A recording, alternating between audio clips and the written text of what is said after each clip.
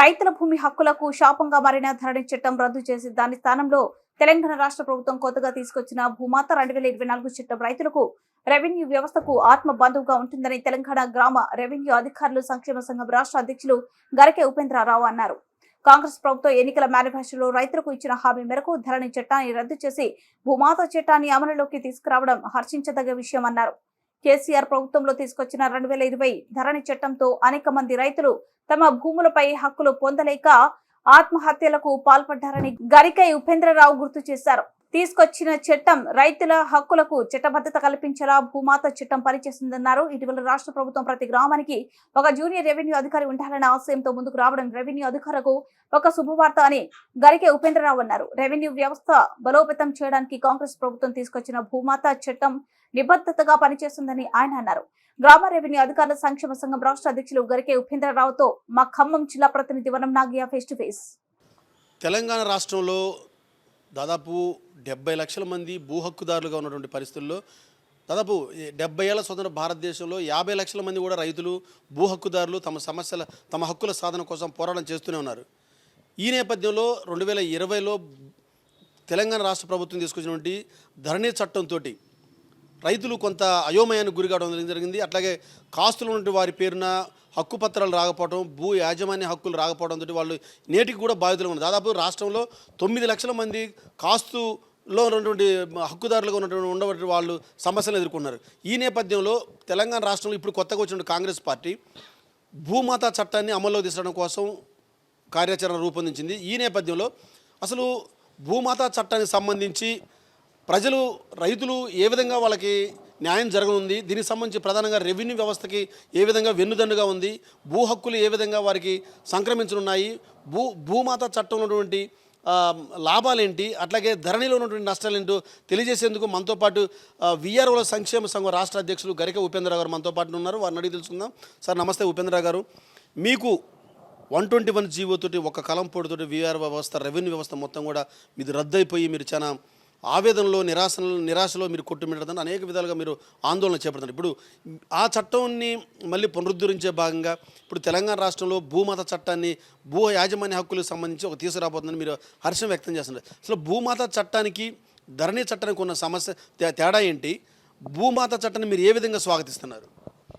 ముందుగా కెరటం న్యూస్ వీక్షకులకు మా తెలంగాణ గ్రామ రెవెన్యూ అధికారుల సంక్షేమ సంఘం పక్షాన కృతజ్ఞతలు తెలియజేస్తూ ఉన్నాం. తెలంగాణ గత రాష్ట్ర ప్రభుత్వం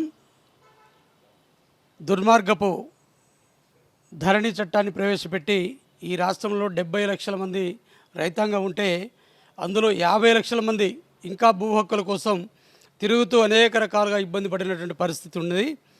తెలంగాణ గత రాష్ట్ర ప్రభుత్వం చేసినటువంటి అకృత్యాలు, గ్రామ స్థాయిలో పరిష్కారం కావాల్సినటువంటి భూ సమస్యలు ఈరోజు హైదరాబాద్ కేంద్రంగా ఉన్నటువంటి CCLA గారి కార్యాలయంలో కూడా పరిష్కారం కానటువంటి ముటేషన్లు ఆప్షన్స్ ఇవ్వకుండా ధరణిలో అటువంటి ఆప్షన్లు పెట్టడం వల్ల 33 రకాల ఆప్షన్లు పెట్టడం వల్ల ఆ 33 రకాల ఆప్షన్ల మీద ప్రజలకు ఎటువంటి అవగాహన లేకుండా చేసి ఆ ధరణి చట్టాన్ని ప్రవేశపెట్టారు. గ్రామ స్థాయిలో ఉన్నటువంటి భూ రికార్డులు నిర్వహిస్తున్న గ్రామస్థాయి అధికారుల వ్యవస్థను కూడా రద్దు చేసి పడేశారు.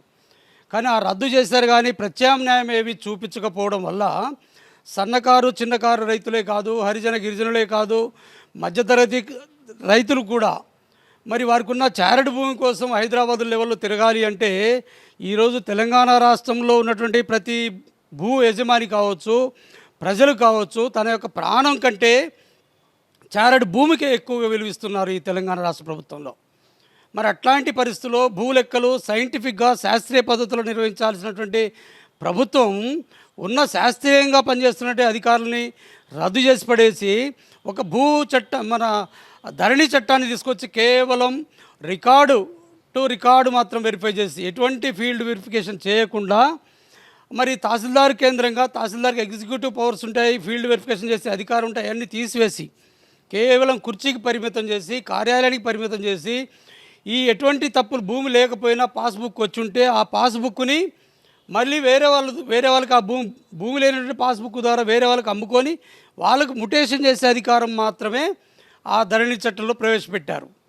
అట్లా 18 లక్షల మంది ముటేషన్లు కాక న్యాయం జరగక బీ రిజిస్టర్లో అంటే ఆ వివాదాస్పదమైనటువంటి రిజిస్టర్లో పెట్టడం వల్ల సుమారుగా ఒక రైతు ఉదాహరణ ఒక సర్వే నెంబర్ తీసుకుంటే 10 ఎకరాలు సర్వే నెంబర్లు ఉంటే 10 మంది రైతులు ఉంటే ఒక రైతుకు ఒక ఎకరం కాడ వివాదం ఉంటే కానీ ఆ నంబర్ మొత్తాన్ని బ్లాక్లో పెట్టేశారు.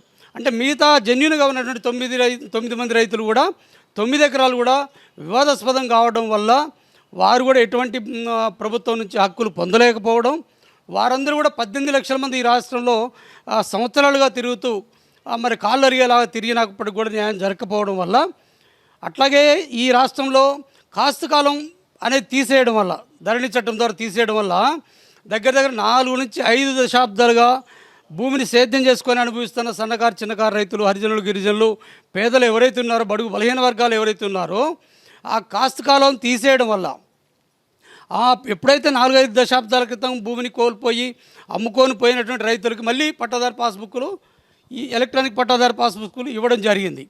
ఆ ఇవ్వడమే జరగటం కాకుండా ఎవరైతే భూమి మీద ఉన్న రైతులకు నష్టం చేశారో వాళ్ళకి మేలు జరగకపోతే చేయపోయారు. కానీ భూమి మీద లేనటువంటి వారికి ప్రభుత్వ ధనాన్ని దోచిపెట్టడం జరిగింది. ఇది దుర్మార్గపు చర్య. ఇక్కడ ప్రభుత్వం గత ప్రభుత్వం ఓడిపోవడానికి కూడా ఇది ఒక ప్రధాన కారణంగా మనం చెప్పుకోవచ్చు.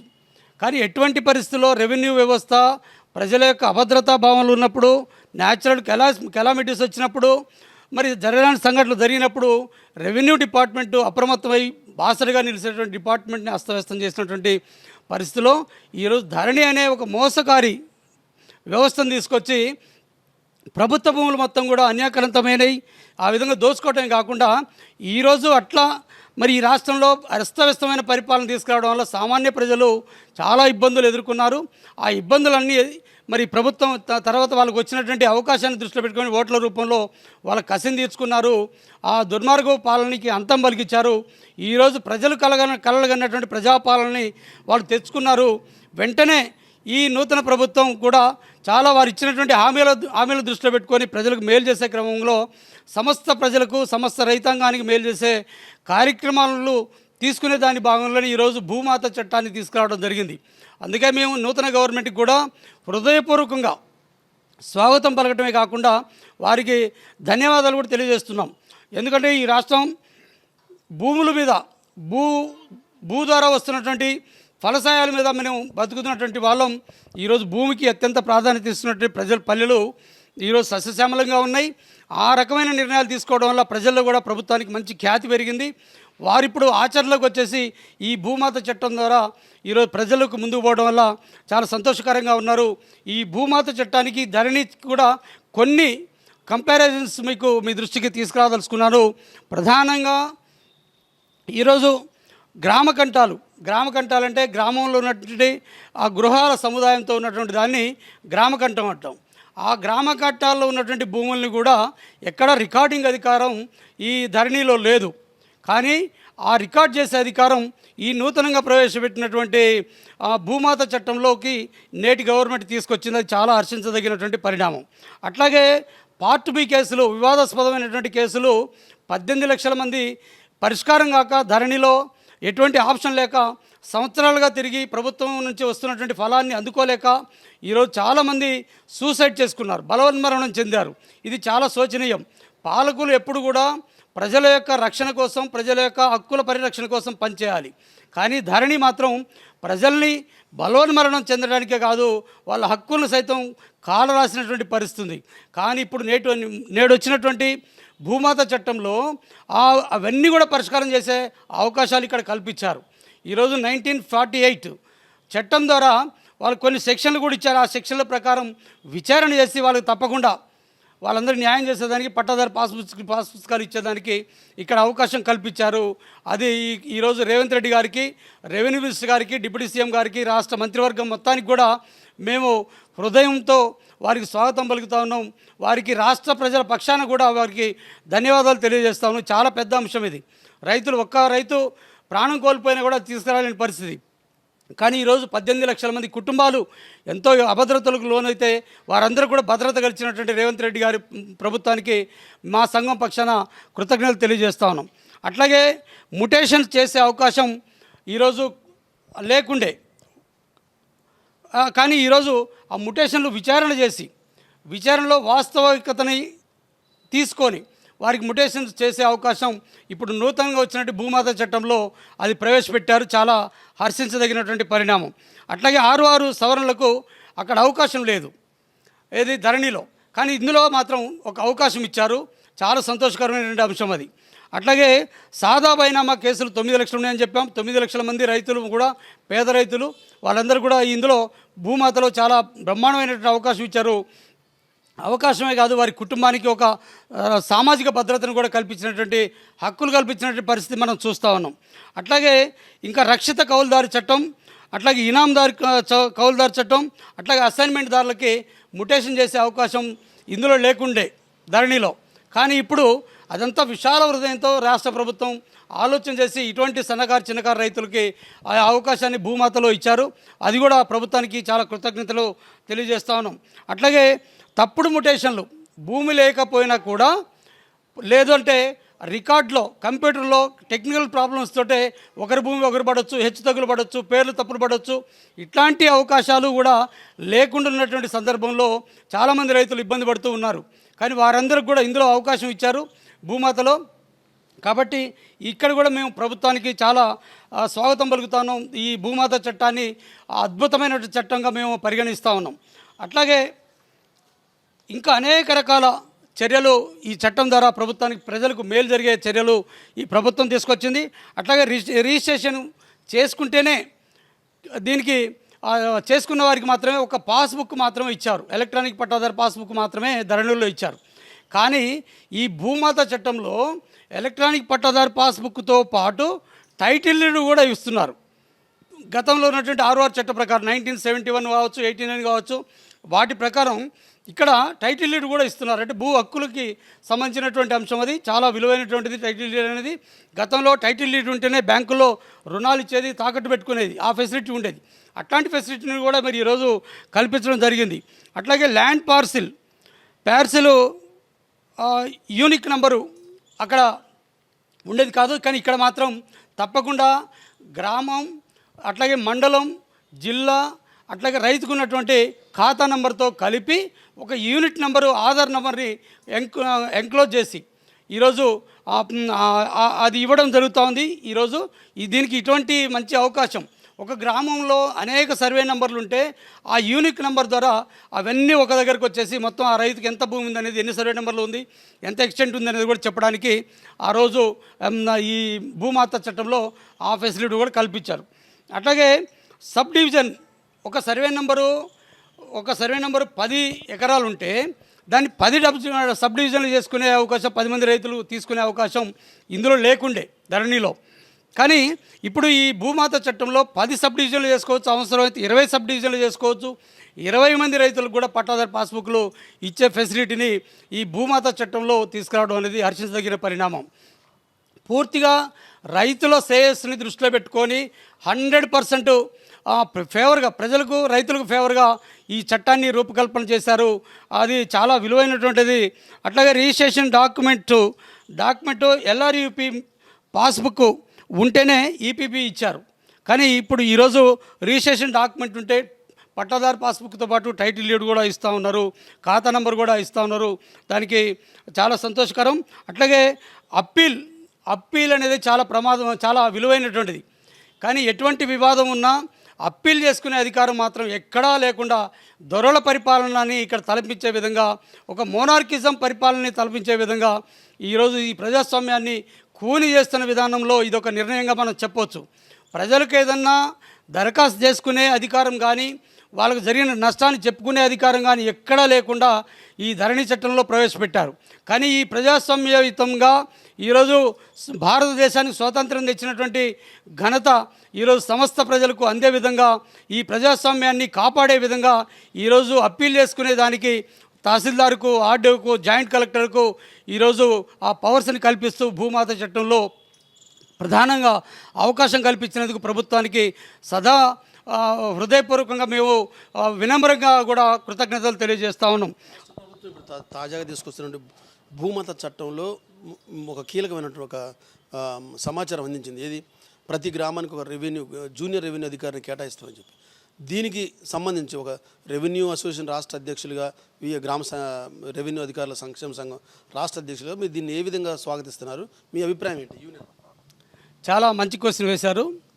ఈరోజు ప్రభుత్వాలు, పాలకులు, కేంద్ర రాష్ట్ర ప్రభుత్వాలే కావచ్చు, వారిని ప్రజలకు ఉపయోగపడే విధంగా, శాశ్వతంగా వారి హక్కుల్ని పదిలపరిచే విధంగా చరస్థిర ఆస్తుల పరిరక్షణకు చట్టాలు రూపొందించడం జరుగుతూ ఉంది. మానవ హక్కుల్ని కాపాడుకునేదానికి, మానవుల యొక్క జీవనాన్ని మెరుగుపరిచేదానికి బ్రహ్మాండమైనటువంటి సమాజ నిర్మాణాన్ని దృష్టిలో పెట్టుకొని చట్టాలు చేస్తూ ఉంటారు మేధావులు, ప్రజాప్రతినిధులు. అది రాజ్యాంగంలో కల్పించిన హక్కు. కానీ వాటిని ఇంప్లిమెంట్ చేయడానికి ప్రజలను కేంద్రంగా చేసుకొని చట్టాలు రూపొందించడం జరుగుతూ ఉంటుంది. కానీ ఆ ప్రభుత్వం తయారు చేసిన రూపొందించిన చట్టాలని గ్రామ స్థాయిలో ప్రజలకు అమలు చేయడానికి ఒక యంత్రాంగం కావాలి. ఆ యంత్రాంగమే గ్రామ రెవెన్యూ అధికారుల వ్యవస్థ. ఆ గ్రామ రెవెన్యూ అధికారుల వ్యవస్థను 1984లో అర్ధాంతరంగా ఆనాటి ప్రభుత్వం రద్దు చేసి ఎటువంటి సొల్యూషన్ చూపించకుండా పోయింది. మరలా 92లో మరలా ఆనాడున్నటువంటి కాంగ్రెస్ ప్రభుత్వమే ఇది ప్రజలకు అవసరమైన వ్యవస్థ, ప్రజాపాలనకు అవసరమైన వ్యవస్థ, ప్రభుత్వం యొక్క ఏదైనా పునరావాసం కల్పించాలన్నా, ఏదైనా సంక్షేమ పథకాలు అమలు చేయాలన్నా, ప్రజల ఆస్తులు, చరస్థిరాస్తులు కాపాడాలన్నా, ప్రజల్లో శాంతి భద్రతలు కాపాడాలన్నా గ్రామ స్థాయిలో రెవెన్యూ వ్యవస్థ అవసరం అని చెప్పేది గమనించినటువంటి మేధావులు ఈరోజు మళ్ళీ 92లో వ్యవస్థ తీసుకొచ్చారు. మరలా 2002లో మరల ఈ వ్యవస్థని, పంచాయతీ వ్యవస్థని క్లబ్ చేసి మరలా అక్కడ రెవెన్యూ విధులను విఘాతం కలిగిస్తూ, భూ హక్కుల రికార్డులని కూడా అస్తవ్యస్తం చేస్తూ పంచాయతీ సెక్రటరీ వ్యవస్థను తీసుకొచ్చారు. అప్పుడు కూడా రికార్డ్ ట్యాంపరింగ్ బాగా జరిగింది. దాని మీద అవగాహన లేనటువంటి ఉద్యోగులు వచ్చారు. వివాదాస్పదమైన భూములు పెరిగిపోయాయి, రైతులు నష్టపోయారు. కానీ మళ్ళీ మహనీయులు, క్రీస్తుజసులు డాక్టర్ వైఎస్ రాజశేఖర రెడ్డి గారి నేతృత్వంలో 2007లో మళ్ళీ గ్రామస్థాయిలో రెవెన్యూ రికార్డు మెయింటైన్ చేయడానికి కంపల్సరీ గ్రామస్థాయి రెవెన్యూ అధికారులు ఉండాల్సిందే అని చెప్పని వీఆర్ఓల వ్యవస్థను తీసుకురావడం జరిగింది 2007లో. ఆ వ్యవస్థని జీర్ణించుకోలేనటువంటి ఒక దురహంకారమైనటువంటి కేసీఆర్ గారు 2020 చట్టం ద్వారా ఆ 2022లో ఆ GOMS 121 ద్వారా రద్దు చేయడంతో ఈ రాష్ట్రంలో ఉన్నటువంటి 10,954 రెవెన్యూ గ్రామాలు ఉంటే కేవలం 5,154 మంది వీఆర్ఓలు మాత్రం పనిచేసేటోళ్ళు. వీళ్ళందరినీ కూడా రద్దు చేసి పడేశారు. రద్దు చేసి దానికి సమాంతరమైన జూనియర్స్కి సమాంతరమైన పోస్టులు ఎక్కడ కూడా కూర్చోబెట్టకుండా వాళ్ళ యొక్క అహంకారాన్ని చూపిస్తూ ఈ ఉద్యోగులందరినీ కూడా అటెండర్గా, కామాటిగా, రికార్డు కీపర్గా, వంట కుక్కుగా, మహిళా జీప్ డ్రైవర్గా అస్తవ్యస్తమైనటువంటి జీవితానికి పంపించి అవమానం చేసి, ఆందోళనకు గురి చేసి, సర్వీస్ మొత్తాన్ని జీరో చేసి, ఎటువంటి ప్రమోషన్లు రాకుండా నట్టుబారిపోయిన జీవితాలని అనుభవించడమే కాకుండా అవమానకరమైనటువంటి పరిస్థితుల్లో వీఆర్ఓల్ని సమాజంలో తిరగలేకుండా అవమానించి తనకున్న చట్టాలను ఉపయోగించుకొని, పవర్స్ని ఉపయోగించుకొని దౌర్భాగ్యమైనటువంటి పరిస్థితిలో వీఆర్ఓస్ని రద్దు చేసి పంపించేశారు.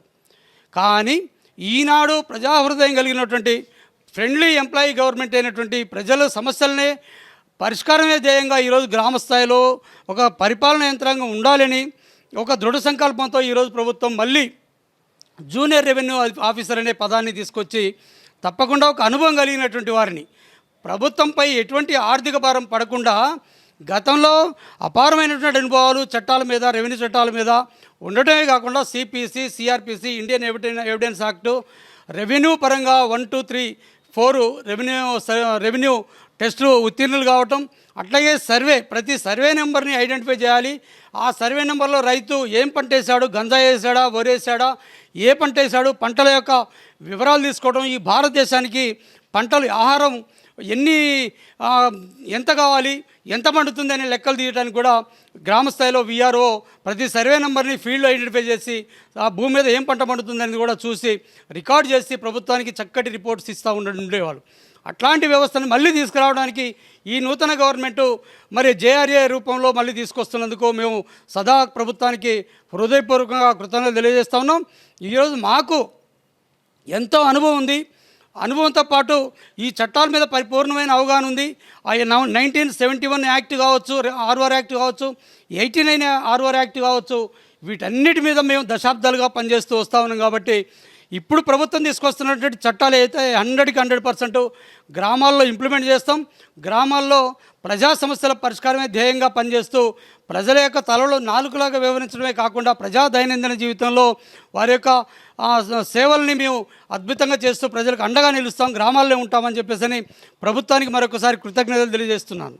కాబట్టి రాష్ట్రంలో వచ్చేటువంటి భూమాత చట్టం ఖచ్చితంగా రైతులకి అట్లాగే రెవెన్యూ వ్యవస్థకి మేలు చేసే విధంగా ఉంది. అట్లాగే రైతులకు భూ యాజమాన్య హక్కులు ఇచ్చేటువంటి పరిస్థితుల్లో శాపంగా ఉన్నటువంటి ధరణి చట్టం పోవడం రైతులకు శుభసూచకం అని చెప్పి విఆర్ఓల సంక్షేమ సంఘం రాష్ట్ర అధ్యక్షులు గరిక ఉపేంద్రరావు తెలియజేస్తున్నారు. కెమెరామెన్ నరేష్తో వనం నాగయ్య, కెరటం న్యూస్, ఖమ్మం.